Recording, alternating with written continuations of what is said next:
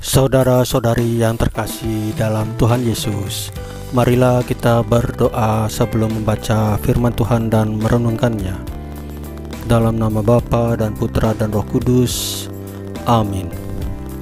Ya Tuhan Yesus, kami memohon kepadamu, ampunilah segala dosa-dosa kami yang telah kami lakukan karena telah melanggar firman-Mu. Karena Engkaulah yang punya kuasa, punya kerahiman untuk menghapus dosa-dosa kami. Ya Tuhan Yesus, terima kasih untuk penjagaan dan pemeliharaan-Mu pada hari-hari kemarin. Engkau telah memberkati kami juga. Terpujilah Engkau Tuhan dan Juru Selamat kami satu-satunya, Tuhan Yesus Kristus.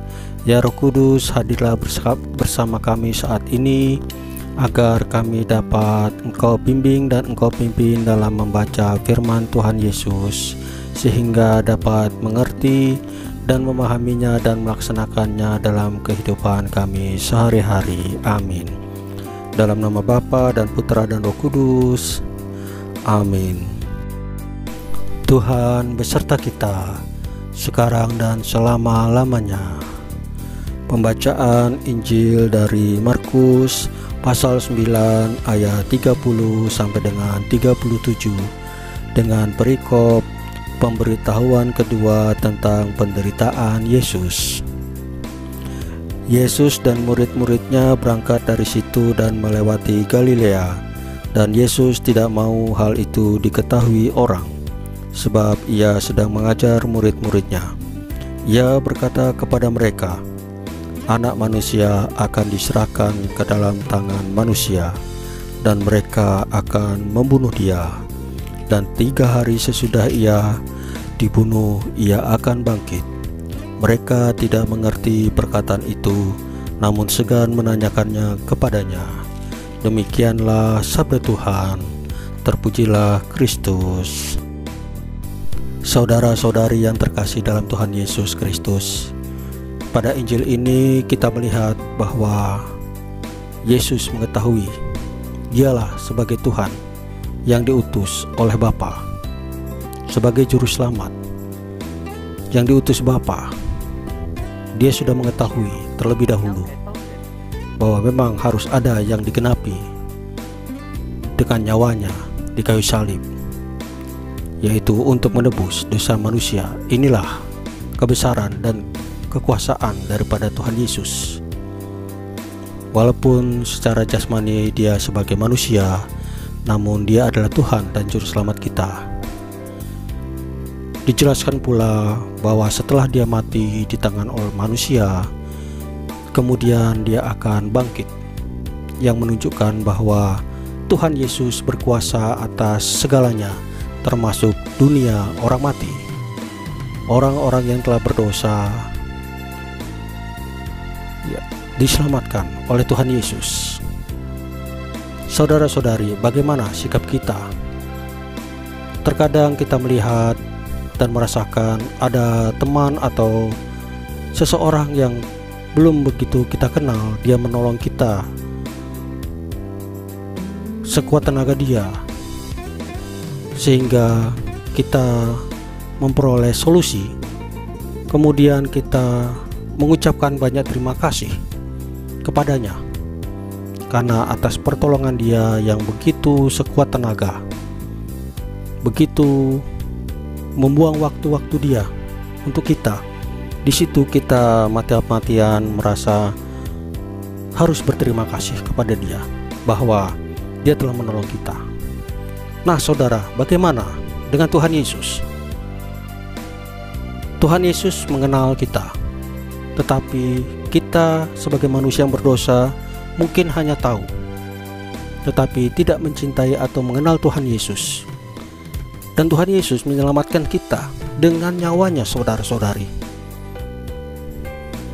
Dia membebaskan kita dari dosa supaya kita beroleh kemenangan. Dia Tuhan Yesus Juru Selamat kita.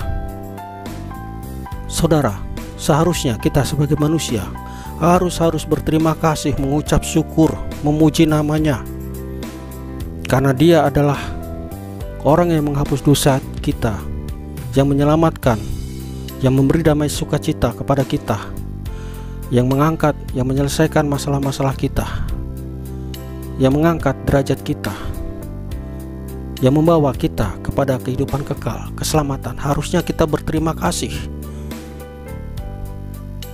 dengan berdoa, semakin mengenal Dia, membaca firman, merenungkannya, melaksanakan firman-Nya dalam sehari-hari, dalam pikiran, perkataan, perbuatan, tindakan.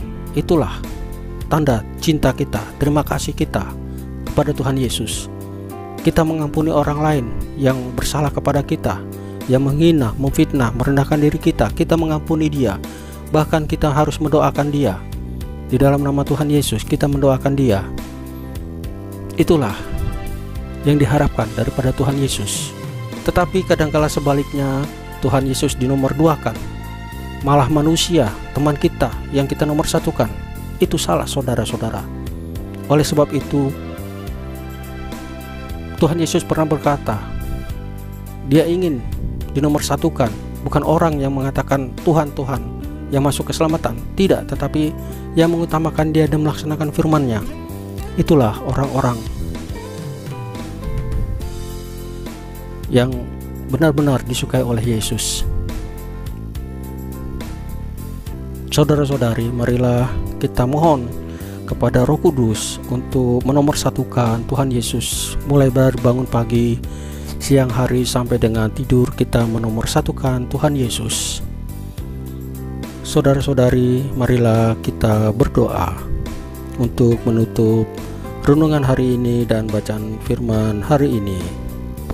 Dalam nama Bapa dan Putra dan Roh Kudus, amin. Ya Tuhan Yesus, terima kasih Engkau telah mengingatkan, menunjukkan dengan firman-Mu bahwa Engkau adalah Tuhan yang punya atas segala kuasa, Tuhan dan Juru Selamat kami. Engkau mengetahui sebelum apa yang terjadi. Engkau mau berkorban untuk kami, menebus dosa kami. Terima kasih Tuhan Yesus. Biarlah kami sebagai manusia yang penuh dosa ini sekarang sadar untuk mengutamakan Engkau dalam kehidupan kami sehari-hari, bersandar hanya kepada Engkau, supaya kami menyenangkan hati-Mu dan kami beroleh keselamatan. Karena bukan hanya menjadi orang percaya saja yang Engkau selamatkan, bukan orang-orang yang dibaptis dengan air dan Roh Kudus yang Engkau selamatkan, tetapi kami juga harus melaksanakan firman-Mu, melakukan firman-Mu dalam kehidupan kami sehari-hari. Roh Kudus, pimpinlah kami di dalam sehari-hari agar dapat melaksanakan firman ini, mengucapkan terima kasih, bersyukur, dan memuji nama Tuhan Yesus yang telah menolong kami dengan daya upayanya, bahkan nyawanya untuk kami. Biarlah kami mengikuti Tuhan Yesus, karena Tuhan Yesus adalah Tuhan dan Juru Selamat kami, Tuhan yang hidup dari dulu, sekarang, dan sampai selama-lamanya. Dialah Tuhan dan Juru Selamat kami yang hidup. Amin. Dalam nama Bapa dan Putra dan Roh Kudus. Amin. Saudara-saudari yang terkasih di dalam Tuhan Yesus, renungan hari ini sudah selesai. Tuhan Yesus memberkati kita semua. Amin.